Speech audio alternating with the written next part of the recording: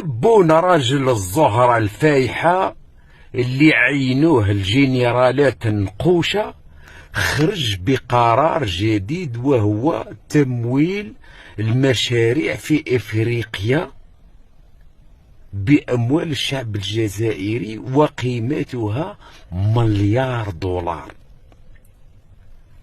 وهذه المشاريع تكمن في البنية التحتية، اسمعوا مليح، أولا.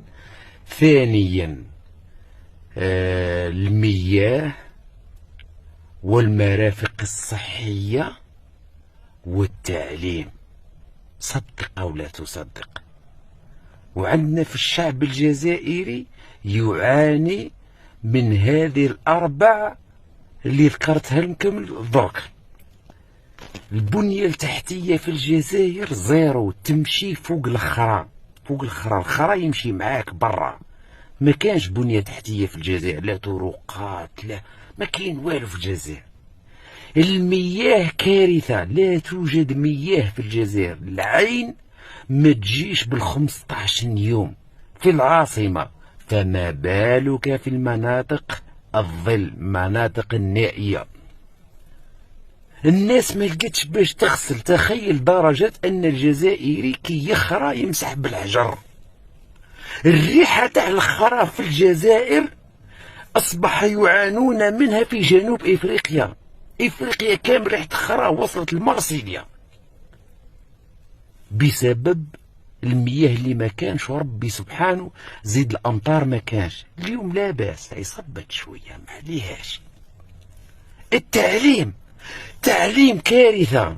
الناس تقرأ في ظروف كارثية وكأنهم في أفغانستان. أقسم بالله أفضل في أفغانستان، أفضل بكثير الدراسة في أفغانستان. المستشفيات حدث ولا حرج.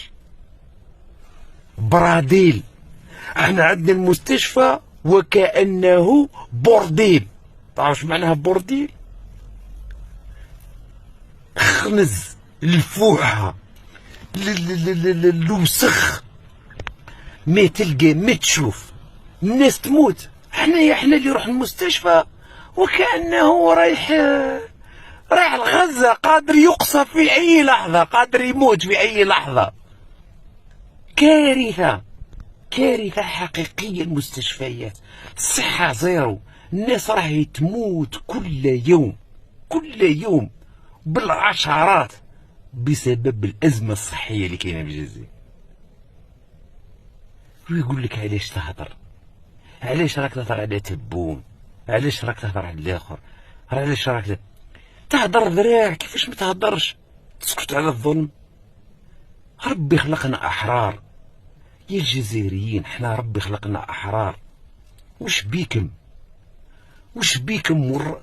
زعما انتم ابناء الشهداء راكم تقولوا حنا ابناء